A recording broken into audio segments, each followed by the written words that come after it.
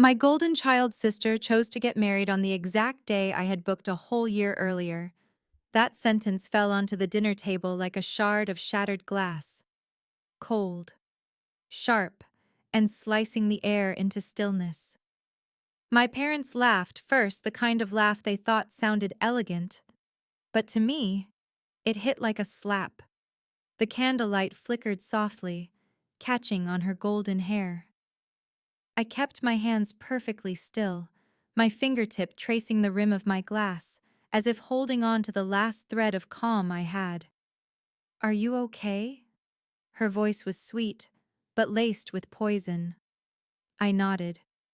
"Yeah, I'm fine." No one noticed the tightening in my chest or the way my throat burned as if someone were squeezing it. They thought my silence meant weakness. They had no idea that right at that moment, my guest list had already been completed for months, tucked neatly inside the planner that stayed locked in my bag. 2 months later, this very table would fall silent in a way they never saw coming. For the first time in my life, I understood something: silence isn't surrender. Silence is when a person learns how to save themselves. Before I tell you what happened after that night, where are you watching this video from? And what time is it for you right now? I read every single comment, just to know that somewhere out there, someone understands that feeling the same way I do. There are memories that never fade, even when you're grown and convinced you've already forgotten. The Seattle rain tapped gently against my window as I closed my eyes, and like an old habit, the memory pulled me back to the year I was 8. Our front yard was always damp, always smelling of wet pine. Lila stood on the stone steps, her cream-colored dress fanning out while Mom fixed every curl of her hair for a small neighborhood ad shoot. I stood behind them, holding the lunchbox I had packed myself. No one asked what I was eating. No one even looked at me. Lila beamed in front of the camera.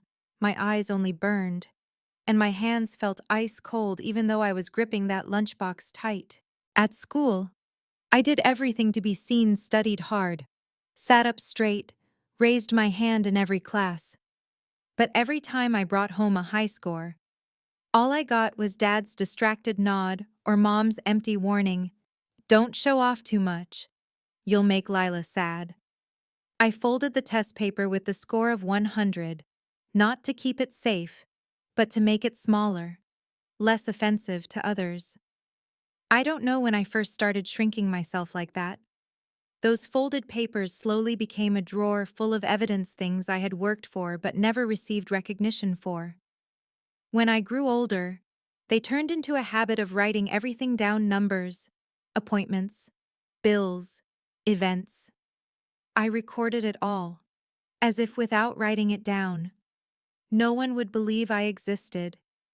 My planner was the only memory I could control. Family never was. Lila shone bright like Seattle's rare sunlight. Every step she took earned praise, and every mistake she made earned excuses. And I learned to stay quiet to avoid trouble. But the quieter I was, the more I felt myself disappear. The night she announced she was getting married on my date, that feeling returned, the same feeling I had at 8 years old. Standing behind her dress, clutching a cold lunchbox. Except this time, I wasn't that child anymore.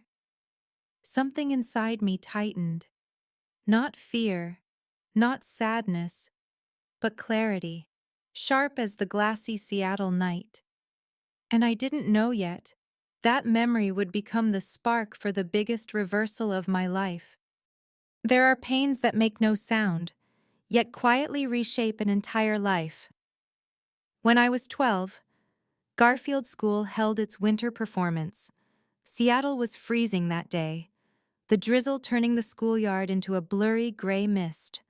I couldn't tell whether I was shivering from the cold or from nerves. It was my first time on stage, even if I was only in the supporting choir. Celeste placed her hand on my shoulder. "Stand up straight. Just one sentence. Short, cold, emotionless." Then she turned to Lila white dress. Big bow. Eyes full of confidence like every spotlight belonged to her. My darling looks beautiful. You'll definitely shine the brightest tonight.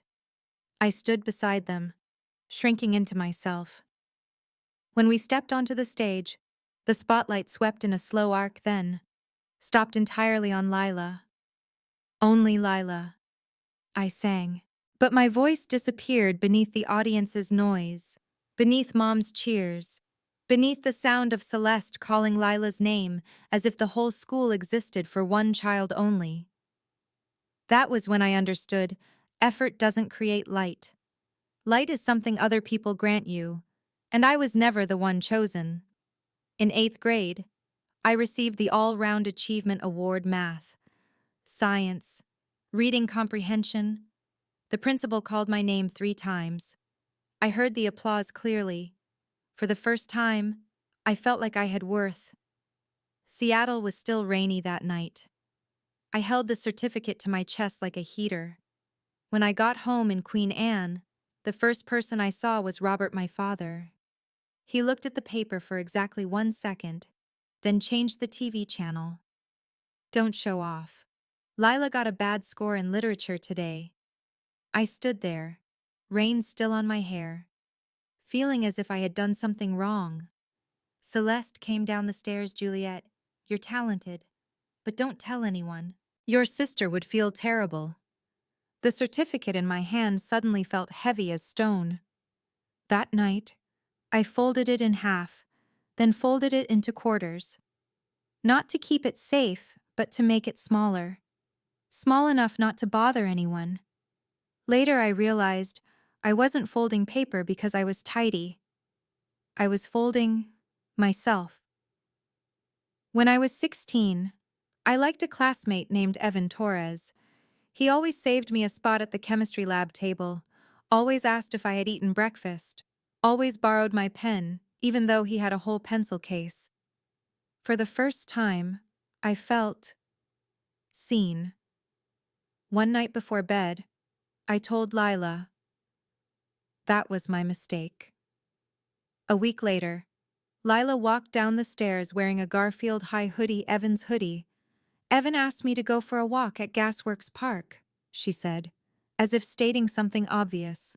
Celeste hugged Lila as if witnessing the most beautiful thing in the world. My daughter deserves to be loved. I stood by the shoe cabinet. No one noticed how pale my face had turned. That night, Celeste came into my room. Don't be sad. You're strong. You don't need love this early. I nodded, but inside, something cracked a tiny sound only I could hear. I understood then, nothing belonged to me. Not even the things I never dared to ask for. Years later, my room gained a small wooden box. Inside were dozens of folded papers, achievements, praise notes, good job stickers from teachers, all folded, all shrunk down, just like me.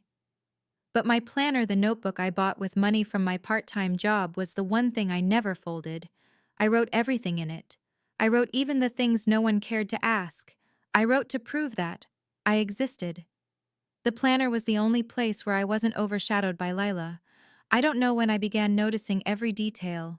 Who looked at whom, who lied, who forgot what, who dismissed whom. I saw everything. Silence allowed me to hear more clearly than anyone imagined. And in that silence, a tiny seed began to grow. Not a seed of hatred, not a seed of jealousy, but a seed of awareness. If I had spent my whole life shrinking, then it was time to choose not to shrink anymore. And I didn't yet know that this habit of folding my pain would become the sharpest weapon on the day I turned everything around. Sometimes silence doesn't keep the peace, it prepares the reversal. The house in Queen Anne glowed with that warm yellow light that always made me feel smaller. Lila sat at the head of the table, her softly curled hair and confident smile making it seem like she had already won a battle that hadn't begun. Celeste set a plate in front of me and spoke gently, as she usually did, but it cut sharper than steel. Juliet. I talked to Aunt Karen. The whole family wants to move your wedding to the following week so everyone can attend Lila's. I stared at my plate, feeling the familiar signs, shallow breaths, a deep thudding heartbeat like my body preparing for impact. Lila rested her chin on her hand, her voice sweet but sour. You understand, right? Everyone wants to go to my wedding first. Robert didn't look at me. He tapped his spoon lightly against his glass, a quiet form of agreement. I had heard these lines my whole life. Let your sister go first. Just compromise a little. Don't make the atmosphere heavy. But tonight, something inside me stood up straight. I set my spoon down. Not hard, not dramatically, just enough for the sound to echo in the quiet room. I'm not changing my wedding date. My voice was low, calm, yet the room shifted immediately. Celeste furrowed her brows. What did you say? I'm keeping the date, as planned. Lila laughed, the kind of laugh that pops a champagne bottle at the wrong time. Juliet, who are you even inviting? A few people at your office, colleagues who would choose your tiny wedding over mine. I looked at her. No anger, no trembling. The people who need to be there will be there. The air thickened. Celeste placed her hand on the table, her voice low. You're defying the family. Tonight, I said, I'm just choosing myself. The room went so silent I could hear the refrigerator hum in the kitchen. When I returned to my Capitol Hill apartment, I didn't turn on the lights. Seattle was pouring outside, the street lamps stretching into long streaks of light across my floor. My planner sat on the table as if waiting for me. I opened to the wedding date page. The line I wrote that morning. No more folding lay there, sharp as a vow. I picked up my phone and called Marissa, the event coordinator at Cascade Tech. Could you check the schedule for the main ballroom at Ashbury Terrace? Marissa hesitated. Ballroom A. That's priority use for executive leadership. I know. A beat of silence. But please reserve the slot for me. I'll send the internal guest list. I opened my laptop, started drafting an email. Subject mandatory attendance. Carter event. The blinking cursor felt like a heartbeat forming itself. One choice, one push, one ignition. I printed the guest list. Each name gave me a strange feeling, not revenge, not satisfaction, but reclaiming my place in my own life. Lila always believed I would yield. Celeste always believed I would stay quiet. Robert always believed I would bend. They never understood that silence isn't surrender. It's the gathering of strength. I placed the envelope containing the guest list on the table. The ink was not fully dry, and the smell of fresh paper mixed with Seattle's cold rain drifting through the room. I looked at the draft email, only one click, and then I pressed send. From that moment on, everything began shifting toward me. There are moments of silence that ring louder than an alarm. Seattle lit up with a cold kind of light that sliced through the window like a thin blade. I sat at my desk, planner open, the steam from my coffee forming a faint halo in the air. The Capitol Hill apartment was so quiet that morning I could hear the soft tremor of paper as I turned the page. I used to think this neatness was just my personality, but now it felt more like a shield. I documented everything so I wouldn't forget, wouldn't be blamed, wouldn't be seen as a burden. Looking at the planner spread open before me, I understood something painful. I had been living in the exact dimensions other people needed me to fit into. I placed my finger along the edge of the page. The feeling was identical to the way I once caressed those perfect score tests before folding them away. Those memories no longer made me cry, but they still scraped at me, like the sharp edge of paper that once sliced my skin. Lila had always been handed the light. I had always learned to stand slightly to the side, just enough not to block hers. The night she announced her wedding would fall on my chosen date. That familiar feeling returned. But this time, I heard something different. A tiny sound, like something inside me had just cracked. I walked toward the mirror by the door. Seattle's pale light slid across the glass, landing on my cheek in a thin, cold line. I looked at myself. I was no longer the child standing behind my mother with a cold lunchbox. But my eyes still held something familiar. The look of someone who had shrunk herself for so long, it had become second nature. I placed my hand on the edge of the mirror. If I don't change, I thought, I will keep disappearing from my own life. I turned back to the desk. The planner lay open, the blank page waiting as if it were expecting a decision. I picked up a pen and wrote one line: no more folding, no more shrinking, no more making myself small so others could stay comfortable. The moment the ink dried, something in my chest loosened. It felt like I had finally opened a door I had spent my whole life standing outside of, and I had no idea that single line would lead to the boldest decision of my life. If you're still here listening, comment 1 so I'll know you're following this story, and thank you for staying with me. There are moments that silence an entire room simply because the truth arrives at the perfect time. Seattle's morning light had a way of making everything look sharper, colder. I stepped out of the car with Logan, my wedding dress brushing lightly against my knees like a breath. Ashbury Terrace rose before us with its tall glass walls, reflecting a sky as soft and gray as smoke. Inside, event staff were rushing around with headsets blinking, the scent of white flowers, roasted coffee, and new carpet blended into that familiar luxury smell only places booked with enormous budgets ever have. Marissa, the event manager, approached. Ballroom A is ready, but Ballroom B? She glanced down the hallway. Their guests keep canceling. They say they have to attend a mandatory event next door. I nodded, my expression unchanged. Logan looked at me, understanding what others couldn't. You okay? I am, I said. Silence is doing its part. The hallway ahead was unusually crowded. As Logan and I moved closer, I saw Lila standing in the middle of a cluster of people, puffed wedding gown, flawless makeup, but her eyes, full of panic. Noah, why are they canceling? Why, I don't know. Noah stammered. They said they had to attend a company event. I thought you knew. Celeste stood beside her daughter. Her smile stretched thin like gift wrap over something about to burst. It's fine, sweetheart. Our close family is still here. They're just guests. But she knew they all knew they were not just guests. When I walked past, Lila turned. Juliet. I paused for one beat. Congratulations, she said. I hope your tiny wedding feels warm. Thank you, I replied. And I hope, on your day, there's someone left at the end.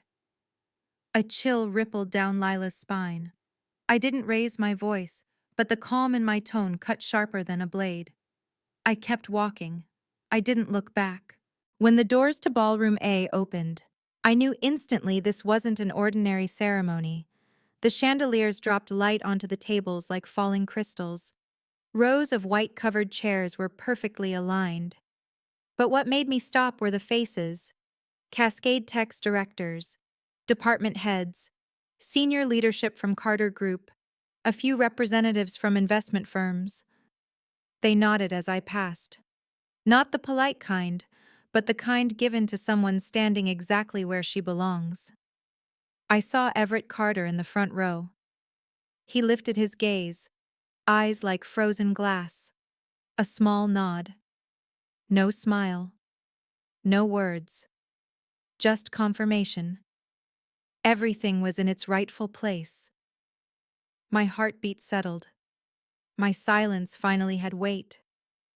The ceremony began. The music was soft, just enough to lift the atmosphere. When Logan slid the ring onto my finger, the ballroom doors suddenly opened. 4 people stood at the threshold, Lila pale, Celeste forcing a smile, Robert frowning, confused. Noah eyes wide. No one had invited them. They walked in because they thought this was Ballroom B. Only when they saw the number of guests, and when they recognized that all the influence of the Carter and Cascade Tech families was gathered here, I saw truth flash across their faces like an invisible slap. Celeste tried to smile. Sorry. We thought this was. Everett rose to his feet. The room held its breath. He took one step forward, enough to command the center. It's all right, he said, voice deep and metallic. This is Ballroom A. This is where the more important ceremony is taking place. The room went silent. Everett looked directly at Lila. There are 2 weddings today, but only one bride kept her chosen date and respected the months of planning others committed to. Lila froze. Noah. Noah swallowed.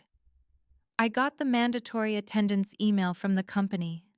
I thought you knew. Robert spoke quietly, his voice trembling for the first time. We had no idea about any of this. I looked at him. Just like many other things you never knew about me. Not loud, just a truth, but it made my father lower his head. Everett finished. We are not here today out of obligation. We are here because we respect Juliet. When the Marston family was escorted out of the ballroom, the atmosphere didn't turn chaotic. It turned clean. The door closed behind them, and the music rose again. The officiant asked Juliet, "Do you choose Logan Carter and choose the life you built for yourself?" I tightened my hold on Logan's hand, feeling myself finally step into a light I had spent my whole life standing one step away from. Yes, I said. But first, today, I choose myself. Ballroom. A applauded, not loud, but deep. I thought everything was finished. But when I glanced toward the hallway, Lila had disappeared. No one knew when she slipped out of the ballroom or why. It turned out the biggest silence wasn't inside the ballroom but right outside the door, where everything first began to collapse. The hallway outside Ballroom A buzzed with whispers. When Logan and I stepped out, a few white petals were scattered across the stone floor like traces of someone who had run past in panic. An event staff member murmured, "Ballroom B is almost empty. The groom is arguing outside in the garden." Logan placed a hand on my back. "It's not your fault." I nodded, but the heaviness didn't lift. Not from pity, but because, for the first time, I was witnessing the unraveling of something that had weighed on me for years. Behind us. Laughter from Ballroom A drifted softly into the hallway, but here was a silence no one dared to name. And beneath that silence, I felt something in my family collapsing under its own weight. Inside the lounge, guests were replaying videos they had recorded, a clip of Lila and our family being guided out of Ballroom A by staff. Faces weren't clear, but her white dress was unmistakable. A story began spreading fast. Ballroom A packed. Ballroom B empty. Comments erupted. 2 weddings. Same venue, but the vibe is wild. Groom from Ballroom B looks stressed. Is there drama? I stood behind the group, quiet. The fastest thing wasn't truth, it was speculation. And today, speculation was dragging the spotlight straight onto the downfall of someone who had always been praised. A coworker glanced at Logan. I don't know who she is, but watching that clip, it hurts. I heard it clearly, but I didn't feel satisfaction. Only the sense of an old chapter finally closing itself. From the garden corner, voices rose sharply. "You're telling me you didn't know they forced you to attend that event?" Lila screamed. "I thought you knew," Noah fired back. Celeste stepped in, voice trembling. "It's okay, sweetheart, as long as family." Robert turned to his wife. "Okay, can't you see this blew up?" Lila clutched her bouquet so tightly, petals were falling. "They chose Juliet. They always choose Juliet." And then Robert said the first sentence in years that made everyone fall silent. Juliet never took anything from you. You were the one who chose to turn it into a fight. The air froze. Celeste looked away. Noah stared at the ground. And Lila, the girl always protected like glass, now stood before a reality no one rapped for her anymore. I stood a few steps away, not interfering, not measuring victory. They were finally forced to see themselves without me as the shield they once used to place blame. Noah eventually walked toward me. Juliet. I turned. I'm sorry. I didn't know the dates overlapped. I never wanted to be dragged into this. I looked at him, no anger, no resentment. I know. No one wants to stand between two people trying to prove something they never needed to prove. Noah exhaled, defeated. Lila thinks I betrayed her. But I just wanted a normal wedding day, I replied softly. This war didn't start today. Noah, it started in the years when everyone mistook silence for agreement. He went quiet, then whispered, Congratulations, Juliet. You deserve every good thing. Noah walked back toward Ballroom B where yellow lights fell across empty tables. A wedding no one had the heart to stay for. I watched him go. No pain, no joy, only the truth finally being placed where it belonged. When I returned to my room, a white envelope lay under the door. On it were just two hurried words, I'm sorry. Some apologies don't arrive to heal, they arrive to remind you that the wound no longer has power over you. When I opened the hotel room door, a white envelope lay on the carpet. The words I'm sorry were written at an angle, as if the writer had hesitated. Inside were only a few lines: apologies for today, apologies for things not going as planned, apologies for putting you in a difficult spot. No acknowledgement, no understanding I had once wished they were capable of. I folded the note, not angry, not sad. I simply realized that apology no longer touched me. It didn't fix the past, but it showed me I had stepped out of the place that once made me small. The next morning, Seattle draped a soft gold light across the room. I stirred my coffee, listening to the spoon tap the cup small but clear, like the opening beat of a calmer day. My planner lay on the table. For years, it had been an armor, a place where I wrote everything tightly, protectively, to keep myself safe. I placed my hand on its cover, then slid it aside. Not because I no longer needed plans, but because today, I no longer needed to defend myself from anyone. Outside the glass window, the city moved as it always did. The world hadn't changed, but I had. Something in my chest opened light. Spacious. Grateful for this quiet. I understood silence used to be a shelter. Now, it was a boundary I chose to protect my peace. I thought about my family, not with old anger, but with truth. They love in the only way they know. That way isn't enough for me, but it no longer hurts the way it once did.